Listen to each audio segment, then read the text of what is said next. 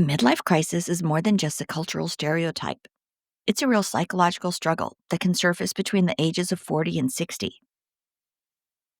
Often triggered by aging, loss, or unmet expectations, it can actually lead individuals to question their identity, make impulsive choices, or abruptly abandon long term commitments. While not officially classified yet as a mental illness, the emotional and relational fallout is very real, especially for the spouses and families left behind. This podcast gives voice to those living through the aftermath, exposing the hidden pain, and seeking accountability, healing, and understanding. Thank you for joining us today on MLC Bomb Drop and Beyond.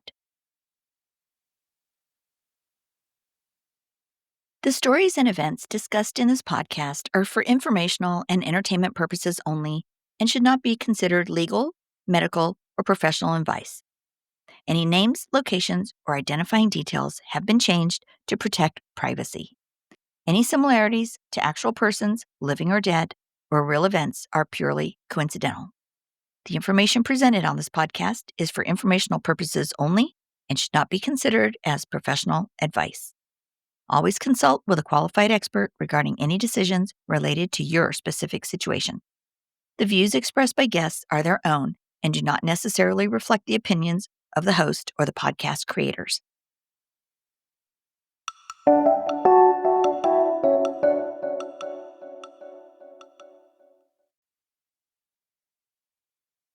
Hey, Bomb Squad, it's Trina here. And while I was so grateful to have Liam join me on today's episode, we did run into some tech issues with our connection. So I'm gonna do a little intro before we hear directly from him, and I'm gonna share some clarity and stats and context to honor what he and his children are going through, because his story, it's far too common, far too heartbreaking, and far too overlooked. So Liam's wife is about 40 years old when this all started. They were together for 27 years, high school sweethearts who built a life, a home, a family. They have two children. At the time of when her midlife crisis was starting, the children were under the age of 10. So that's pretty young. And about 3 years before the actual bomb drop is really when something began to change. It wasn't sudden, never is. Midlife crisis rarely begins with a bang. It begins with a slow unraveling. And Liam noticed an emotional distance at first, like the way she started prioritizing work, dressing differently, checking out emotionally at home. He didn't know it at the time, but the foundation was starting to crack. Um, at the time of bomb drop, she didn't really say what was going on. It was only later that Liam finds out that it was her boss that she was seeing.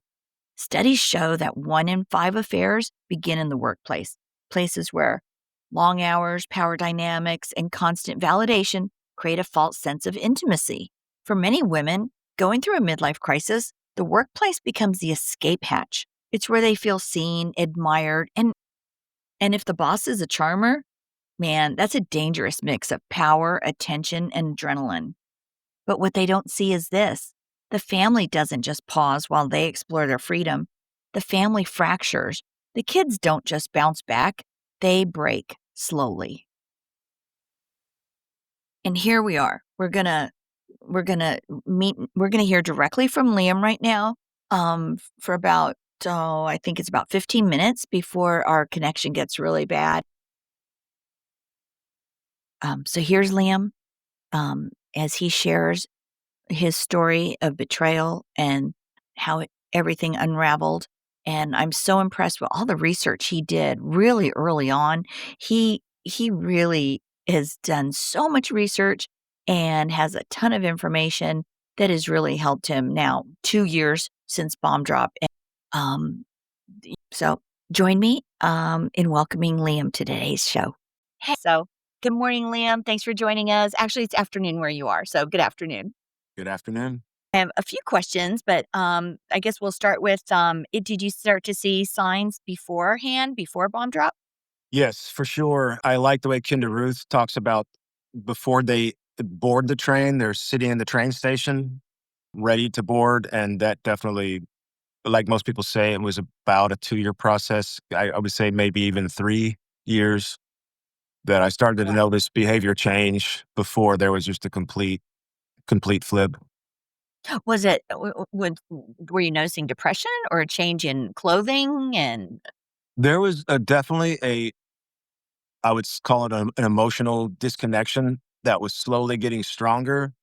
And yet there was a lot of like off and on or hot and cold type of behavior in that way. This all was coinciding with COVID. So it was kind of hard. We were all kind of in a weird place at that time, but definitely a growing emotional disconnection. And she she was going through changes. I mean, this is right at 40, basically. It all began at 40. We're practically the same age. We're only about 4 months apart. Mhm. Um, so yeah, I would say 2 to 3 years leading up to it. And the strange thing for me was after bomb drop, I learned about something they called the walkaway wife syndrome. It's got its own name now. And they say there's usually about a 2 year lead up to it. So I was confused in the early days. MLC was one of the things I suspected, but it coincided with this walkaway wife syndrome so well that I would also tell myself, okay, no, this is just how it goes when a wife initiates divorce. But and maybe there is some truth to the walkaway wife syndrome being related to MLC, but I don't think they're going to start to bring those two together for a while longer. So, let me go back then. How when was bomb drop? Was it a few years ago? It was so I just realized today that I am almost exactly 2 years on the money from bomb drop. Our divorce Hey, only took about high 5. 4 months. I'm sorry. I'm Yeah, exactly right. 2 years as Thanks. well. Okay, so 2 years ago. Okay, so that was, yeah, August of 2023. That's right. It was the day I listened to your other guest you had named Kevin. It was Mhm. eerily similar, uncannily similar. He mentioned a cruise. Well, we actually went on the cruise and we'd planned it 6 months earlier, and it was during this time that I'm pretty sure she was already having an affair and was already had fully planned her escape, as it were. But yeah, we went on the cruise anyway, and it was the day we got home from the cruise that I got bomb dropped. Yeah, great timing. And you have children, I have correct? two boys. Now they are 14 and 11. 14 and 11. So, wow, they were pretty young, especially if it was that 2 years leading up to. Yeah, exactly. So, 3, 4, it's been about 4 years then since your situation's been, Yeah, I would say you know. almost 5 because to me, this everything she turned 40 at the end of 2019, and then my oldest turned 9, and I kinda got a little melancholy over that because 'cause I'm like, "Oh my god, my time with my kiddo is already he's halfway grown. What happened to my little guy?" You know? Mhm. And then COVID hit right at that same time, right? And I also shut down a business I had and went to go work for someone else after, like, 15 years of being self-employed and being a business owner and having employees. So a lot of changes happened right at March 2020, Yeah, and that was shut down too. and that's right when lockdown happened, yeah. And there were other factors like I think we all got to know our neighbors a little bit better during COVID. So it was a lot of us we couldn't go anywhere. I couldn't take them out for the family outings we usually had on the weekends or like kind of a date night with the kids we used to have on Wednesdays. And instead we're sitting in our driveways having drinks with our neighbors. And one neighbor in particular I'm not real fond of. She was divorced. She's very bitter, constantly constantly calling her ex-husband a narcissist in front of the kids and like kind of encouraging her kids, especially her daughter, not to go spend time with her dad and kind of the classic parental alienation thing they talk about. And and then she's getting real chummy with my ex at the time. And I remember kind of bringing my objections going like, why are you hanging out with this person? I don't find a lot of good things in her. And I would really not want to be that close with her. And over time that became, I got called controlling for that. Whereas in my mind, I was trying to protect her and the rest of my family from someone who I found to be a bad influence. Wow. And that was prior to the cruise, correct? Oh, yes, we took one cruise in 2022, and then we essentially booked the same cruise for 2023. I actually wanted to go somewhere else, but the kids said they wanted to do it again. She wanted to do it again, so we booked it. And there was a lot of odd behavior on that cruise. it kinda alternated between she spent most of her time distant from me. I found myself alone with the boys a lot, just trying to play and entertain them. She spent a lot of time in the spa and then she would lash out randomly at me. And then at one point, we were sitting by the pool and I kind of flirted with her and she offered to take me upstairs to the room, if you know what I mean. So a lot of kind of odd hot and cold behavior, kind of Okay. paradoxical behavior. And I spent the last night up on the upper deck just pacing and thinking like, what's wrong? And so I kind of came to the conclusion that, oh, this is my fault. I've been slacking. I've not been doing enough. So the day we got home, we dropped our luggage off, took the kids to their orientation for their new school year. And then trying to do all this laundry and all this stuff and telling her, look, I've been slacking. I need to, I'll pick up the pace. I'll improve things. And that's when she said, I am done. And I said, what do you mean you're done? And she says, I'm talking to lawyers next week. So it came out of nowhere, pretty much. For me, it definitely did. But again, with all the rabbit holes I went down in the immediate months after the divorce, weeks and months after the divorce, or after she bomb dropped, rather, they say it's very common for men to say, like, oh, this came out of the blue. I had no idea this was coming. And it's very common for the women to go, how could he not know? Is he that oblivious? Which I think we men, lots of times we are. We're not as observant to certain things. Yeah. Well, I would expect that a normal person would, say, "Hey, can we talk about something?" You know what I mean? Not Right. just keep it all to themselves and then out of the blue say, no matter what, just out of the blue, just say, "Oh, I've been talking to attorneys." You would think you'd talk to your spouse first. Yeah, and I found out that she'd already told her family and told some of the neighbors and friends and coworkers. And yeah, you're thinking, why, 27 So they years. all knew before you did. Right. And this is the other thing. The thing with Kevin and the thing with you that you said, and I've heard this in Larry Bellata's books, 27 is this strange magic number. It's really uncanny. We were married for 19 years, but we were together for 27. Oh. So 27 is this strange number. Larry Bellata says that if it's not going to work out, then 27 is just the absolute cutoff. Huh. Wow. Although we have a lot of people 33, 35, 40, but not as many. 27 seems to be a real, take that number to the blackjack table. You know what I Yeah, mean? I don't know where he gets that from. I mean, that's probably anecdotal. Of course, he also he's dealt with hundreds of couples, Yeah. so it's almost So you guys dated for, gosh, almost 10 years, like, eight, before you eight got married? years, 8 years before we got married. And, subconsciously or something, I always knew that was an issue. And I didn't want either one of us to have that kind of regret, like, oh my God, I never got to live my life. So I waited 8 years before we got together because where we come from in a small town, people grow up fast and they get married right out of high school. They have kids, and there were divorced single mothers that I met who were like 22 years old. So my attitude was like, well, we're not going to do that. We're going to take our time and wait for the whole thing. No Yeah. regrets. And live a full life and do that when you're married and everything. And, Right. obviously you guys successful business, traveling with the kids, traveling on your own and all that, but still, you know? And so you saw those kind of signs, and did the children notice anything, or do they notice anything now? I I don't think so. Now there's been some things.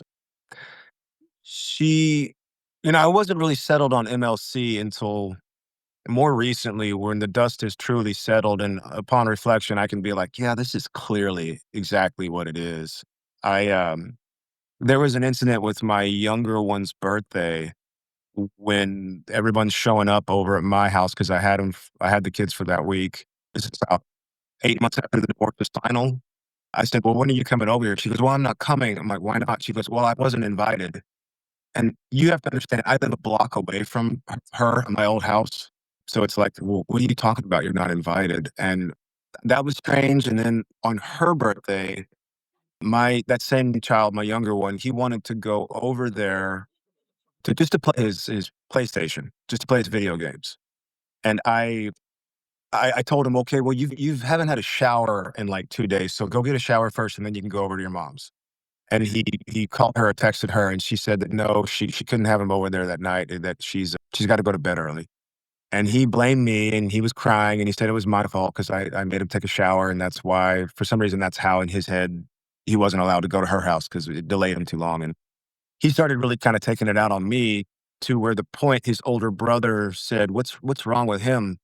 And I said, "Well, he wants to go to your mom's house, but your mom says she has to go to bed early." And my older one said, She's lying." And I was like, "That's interesting." I mean, that's the only information the kid had, and he says, "Oh, she's lying about that." So I did. I walked to the mailbox, and I can see my old driveway from the mailbox, and, yeah, her boyfriend's car was out there, or rather, her car was parked outside, and that's always what she does when her boyfriend's over. So you think that's why he couldn't go over. So, because is there a situation where the kids can't go No. over if That's her that's another boyfriend's there? odd thing is that Like, a couple friends of ours who were married got divorced, I think, right about the time maybe late 20s. One of their decrees was that they weren't allowed to bring anybody new around their child until something got serious, like an engagement or something like that. And for a while, she kept him away from our mhm, kids, but now she has no problem bringing him over from the kids. And I've brought that up, over the last year or so. I've argued, and I've since just given up on that. But at the time, I brought that up, and I said, "Didn't we both think that that was a good idea back when our friends got divorced? That we shouldn't bring anybody new around the kids." And then, of course, that got turned into that's got nothing to do with us. That's totally unrelated to us and our situation. Yeah. uh, Um, I am okay, good ashamed to at know. how long it took me to really put some pieces together, and I don't really have definitive proof, but what I do know is pretty solid, and it's embarrassing. It took me about 7 or 8 months after the divorce was final to finally go, "Oh my god, it's so obvious." I'm pretty sure it started right around, like, 2022. I remember I was at so almost about a year before Omicron. Wow. Um, so, how did you hear about midlife crisis? Like, you were familiar with the runaway wife thing, which is amazing you were familiar with that to begin with. Well, I mean, I started researching on this immediately, and that was the first thing that popped up. Uh, I think somebody recently referred to it as a phenomenon or something, and I thought, "Oh my god, yeah, it is just the most bizarre thing ever," you know? yeah, it was So, one of the you're first familiar things I with came walkaway wife across. somehow. Um, you and it's funny, there really is a lot of bad info out there. It Yeah, was one of the things I suspected, and there was a guy online who said, "Your wife may be going through a midlife crisis, but because you have failed to make her feel safe, she's deciding to go through it without you rather than go through it with you." And of course, that's followed up with a sales pitch of if you just pay us $4,000, you can take our course and we can save your marriage. Um, and then I had the little older man pessimism in my head, but I'm thinking this guy is like 29 or 30 years old. He's not even married yet. Like, what's he going to teach me about marriage? Um, Yeah. But you're so desperate. I was so desperate in that situation. right. I was at least willing to listen to anybody and everybody. Um, and it's taken a good year and a half to 2 years to finally kind of regain my own mind and really come to my own conclusions. And you didn't really discover did you discover MLC before Bomb Drop? Or was it when you came back from that cruise and she says, "You know what, Liam, I'm done. I'm outta here." Is that when you Uh, it was on my radar as a possibility. I mean, I wrote it down once or twice going, God, this could just be midlife crisis, it seems like. There were, right after Bond drop, her behavior completely flipped. Like, literally a few days earlier on the cruise, like I said, she was offering to be intimate. And within an hour after bomb drop, she was slamming the bedroom door shut, slamming the bathroom door shut. She would not change in front of me. All of a sudden, I'm not allowed to see her. I um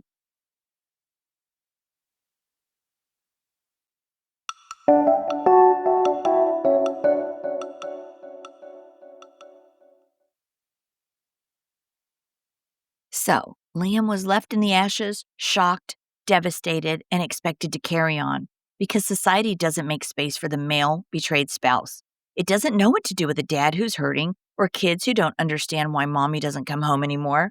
And in this case, sometimes couldn't even go visit mom just down the street because affair partner's there. Those children, they were young at the time and in their most formative, tender years of their lives. And now they're growing up with a split family dynamic that was never consensual. They did not ask for this. Liam did not ask for this.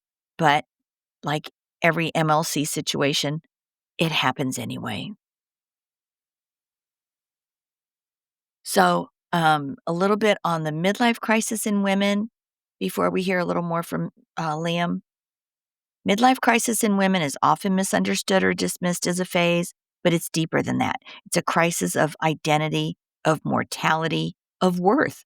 It shows up, as you're going to hear a little later, with an obsession with youth, rejection of maternal or caregiving roles, emotional affairs that spiral into limerence, and idolizing freedom and reinvention, even at the cost of loyalty.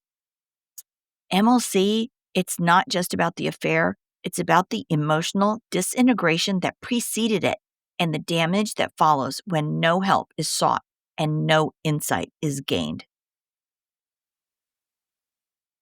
So if you're listening today and this sounds familiar, if you're like Liam and you were married to someone like his wife, please know you're not crazy. You didn't cause this. You're not alone. You're in a trauma response to someone else's psychological collapse. And now, because we had a little technical difficulty, Liam was kind enough to write the rest of his situation, and because he wants to share it with everybody, and I have it. I put it through a system where I do a voice changer, and so we're going to hear from the rest of the story. It's Liam's story, but you'll notice it's a different voice. So, I hope you're not distracted by that, but we really want to get his story out, and that was the best way I could do that today.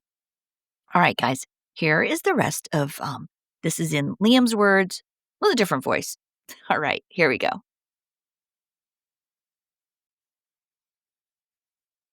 It's my experience that gaslighters have trouble keeping up with their own lies, and MLCers in particular seem to have trouble explaining their own behavior, even if they want to believe in the feelings that caused them. Around 1 year before a bomb drop is when I would say my ex's behavior really began to change. There was a gradual buildup during the 2 years prior, but around the fall of 2022, I noticed she became extremely emotionally distant and began to have outbursts, which eventually turned into monstering. In retrospect, I believe this was when her affair began. It was around this time she mentioned a pet name for a guy she knew at work, which eventually turned out to be her boss. I later learned this pet name was actually her unique name for this guy, although at the time, she said, "Oh yeah, this is the nickname everyone at the office called him." The nickname was Bunny, a very infantile and romantic nickname now that I think about it. Certainly not professional. Well, she denies ever mentioning this nickname prior to our divorce. She denies that conversation never even took place. It was around this time she changed the password to her phone. I can't be sure exactly because I rarely used her phone. I mentioned it during the marriage, but she claimed she changed her password because of an argument we had regarding a text that one of her girlfriends had sent her. Hard to explain because it really doesn't make any sense. During our divorce, I caught her taking sexy bikini photos in the mirror. She thought I had left the house, but I had forgot my stamps and I returned only after a few minutes. I walked in to see her running down the hall and into the kitchen while desperately trying to put her shorts back on. When I asked her why she was acting so strange, she monstered and screamed at me that she was taking pictures and didn't want me to see it. Well, once I grabbed my stamps and told her why I had returned, she simply said, "Oh, well, I'm fine," in a very cheery voice. Later, she claimed she was just documenting her weight loss journey. Although, the only other time I knew of her taking sexy photos in the mirror is when she sent some to me in college.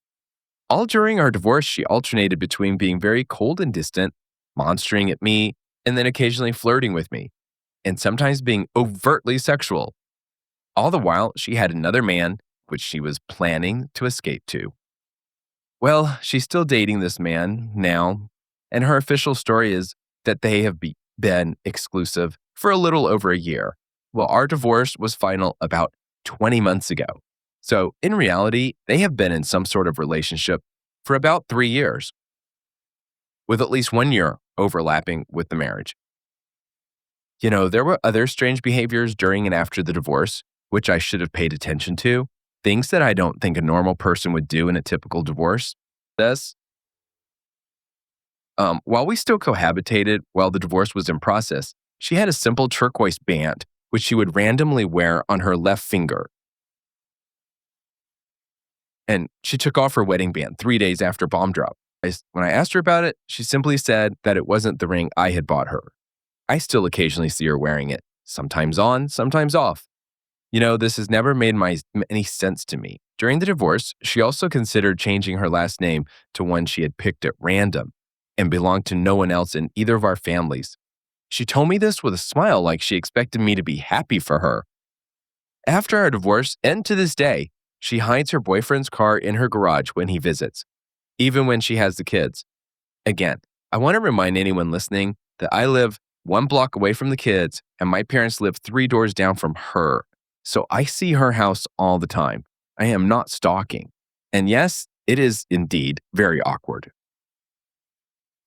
I believe hiding his car is some strange way to add to the excitement. Perhaps it's a way to keep up the intensity of a relationship which began in secret. During the divorce, I also received the "I love you, but I'm not in love with you" phrase. Last year, I was told by a woman in an online forum that this is a comparison statement that lets you know there's another person involved. Essentially, your partner is telling you that they know they don't have those feelings of attraction for you because they are having those feelings for someone else. Well, as a man, I have gleaned a lot of understanding from Michelle Langley's books, Women's Infidelity 1 and 2. The subtitle of her first book is What Women Really Mean When They Say, "I'm Not Happy."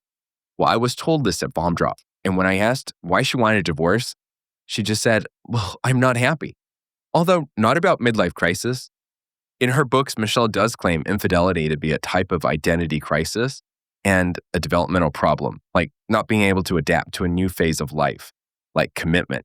In her book, she describes a state of limbo which women experience during an affair.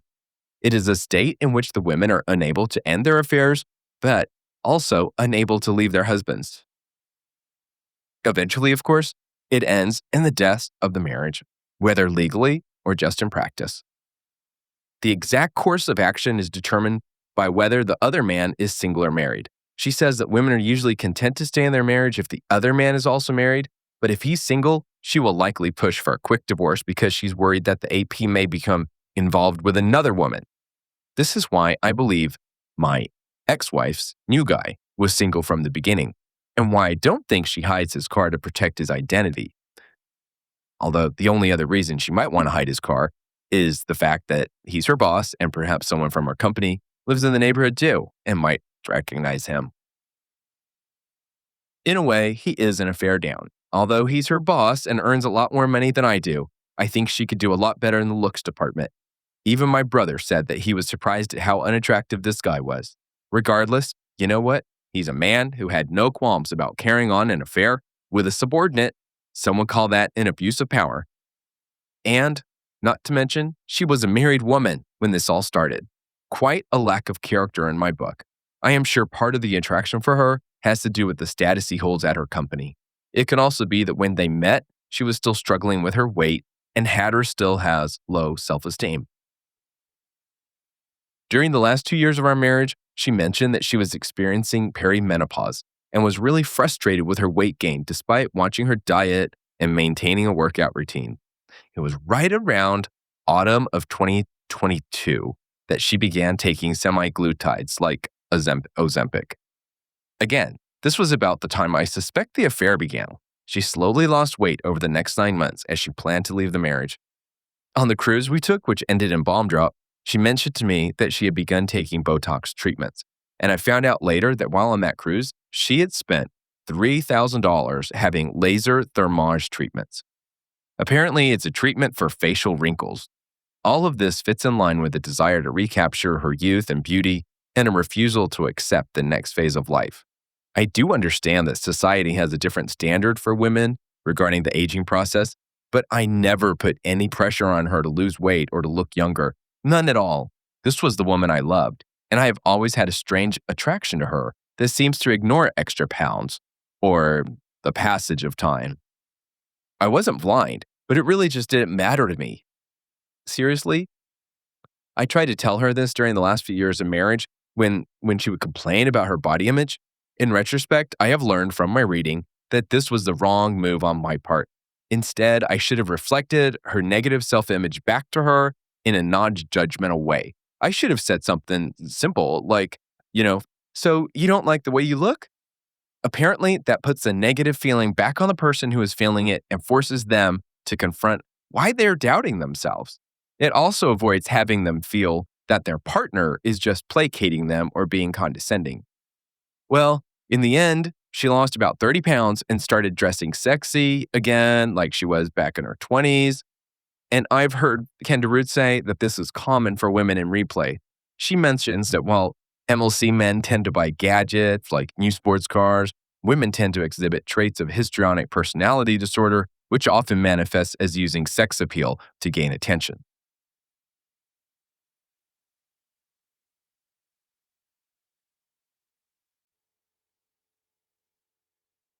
In the end, what have I learned from my ex-wife's midlife crisis? Well, I sure have learned that the fastest way to get rid of a door-to-door salesman is to tell them you're getting divorced and that you honestly don't know where you'll be living in 6 months. It's so awkward that they usually just apologize and excuse themselves. Seriously, though, I have learned some very important lessons. I have learned that the loudest voices are often the wrong ones. When I first suspected MLC, I heard a younger man on YouTube who was trying to sell his online courses, telling men my age that although their wife may be going through MLC, it was our failure to make our wife feel safe that eventually led her to end the marriage rather than deciding to go through it with her husband. I have heard people make speeches and videos rebranding midlife crisis as a midlife transition. It sounds positive and reaffirming, unless you're one of the people left in the wake of destruction by this person's reckless decisions. As one person in a Reddit forum explained, if you were rethinking your life's meaning and trajectory while honoring your commitments, then it's a midlife transition. But if you are selfishly destroying your life and the lives of those who love you to pursue childish fantasies, then it is certainly a crisis. Am I being unfair? Who decides what is selfish or childish? Well, if a person suspected of being in a midlife crisis made certain commitments as an adult, commitments such as taking a wedding vow or deciding to have children, and they are now putting their own happiness above those commitments, then yes, I would certainly call that selfish. That is what a child does. They consider their own happiness as paramount above all else, without considering the long-term consequences. That is capricious. That is childlike. Probably the most important lesson I have learned from my experience is the one that was forced upon me. The truth is, when your partner is in MLC, there isn't much you can do to stop it. They have to go through it by themselves, and you are left feeling powerless. That is the lesson: acceptance and gratitude. It isn't easy at first by any means, but it gets better with time. Your person had trauma happen to them long before they ever met you, and even if you knew about it, like I did, you probably would have married them anyway. However, they gave you the best parts of themselves for as long as they could, even if they ultimately couldn't suppress all the pain and darkness inside of themselves. They resisted it for quite a while, and that is likely because you brought out the best in them. You likely inspired them to be that better person, as they probably inspired you too. And you know what? Try to find the happiness in that. I am not angry anymore. I truly am not. I definitely was, but I can't tell you how good it feels to let that anger go. I wish that for everyone who has had to deal with this particular train wreck called MLC, I don't view my ex as the same person that she once was, but I'm grateful for the time we had. I really mean that. Although I doubt she was wearing a mask for 27 years, even if she was, it sure felt real to me. Maybe it was a trauma bond, but I know how I felt. I was happy, truly happy. I still feel lucky to have had that type of loving relationship where both people are committed to building a beautiful life together. Even before children, I can say that being with that version of her brought me some of the happiest times in my life that I have ever known. And after children, it just got better. I am grateful for that experience, even if it ended badly. So, definitely, the antidote for me has been the gratitude. Sometimes the resentment creeps up, but it passes much more quickly than before. I realize that I may get upset with the person who my ex has become, but she is not the person I knew. I believe this is what Trina refers to as ambiguous grief, mourning a person who is still alive. I get around that now by convincing myself that the person I knew really isn't alive anymore. She may return or she may not, but regardless, that relationship, as I knew, it is over.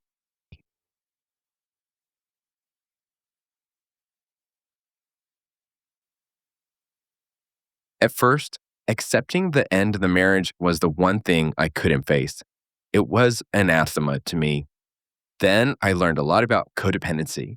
And although I now understand the details of how and why codependency is not healthy, I also think it's quite natural to happen when you have been so close to another person for so long. So cut yourself some slack. However, the ray of light is to ask yourself if you truly would want to have your person back as they are now. Do you really want the relationship back the way it was? Of course, we would all like to go back to the honeymoon phase, or perhaps when the children were young and the future was bright. But I don't think any of us would choose the person or the relationship that eventually became. I take additional comfort in zooming out to a very wide perspective and realizing that in a different time in history, my ex and I would have both died from natural causes already. So, seriously, we would have met when we did as teenagers and immediately started to have children. We would have lived long enough to help raise our grandchildren, and then we would have passed on. That would have been the end of our happy story. But in modern times, our story had this rather unhappy ending. Because of our modern lifestyles, at middle age, I am now divorced, and I still have school aged children who need a father. But I still have things to look forward to, like graduations and hopefully seeing my grandchildren one day. I have my own theories as to what causes MLC, but it doesn't really matter. The truth is, we have to forge ahead. Seeing our person with someone new won't in fact kill us, even though it feels like it at the time. MLC is a reality in our modern times that we have to contend with, and we can find some solace, at least I do, in gratitude, in having gratitude. I reflect on the movie American Beauty, in which the main character experiences midlife crisis. The last line of the movie is him saying, "I can't help but feel gratitude for every moment of my stupid little life." Well, I wish the best for everyone listening. It takes time, but you will heal. And hopefully you can find gratitude and maybe even a little humor.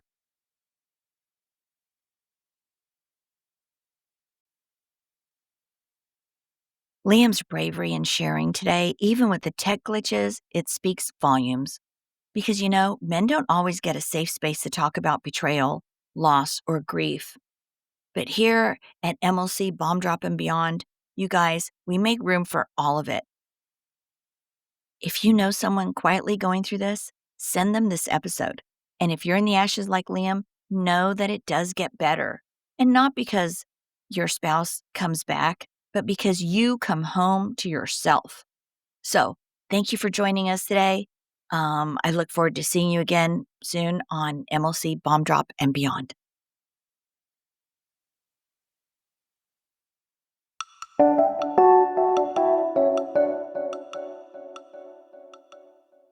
You guys, forward moving spouses, you are not alone. Left behind spouses, you are not alone. Those in crisis, you are certainly not alone. This is just crazy how epidemic this has become. I have a waiting list now of people from around the world that I'm trying to get to. And if you've been through a midlife crisis or been impacted by someone else's and you want to share your story, I'd love to hear from you. Hang in there, you guys. I will get to all of you. Please reach out to me at mlcbombdrop gmail.com, and visit us on Facebook and Instagram, MLC Bomb Drop. And just remember, your voice matters. Your story could be the one that helps someone else feel seen. It could help someone else feel heard. And it will help somebody else feel understood. You are not alone, no matter where you are in your journey. If the bomb was just dropped, the earthquake just happened, if you are 7 or 8 years in and you're coming out of starting to wake up and awaken to this, um, you are not alone. It's sad that this is epidemic, but we're here to provide support. So until next time, take care and live authentically each and every day. Thanks again, you guys.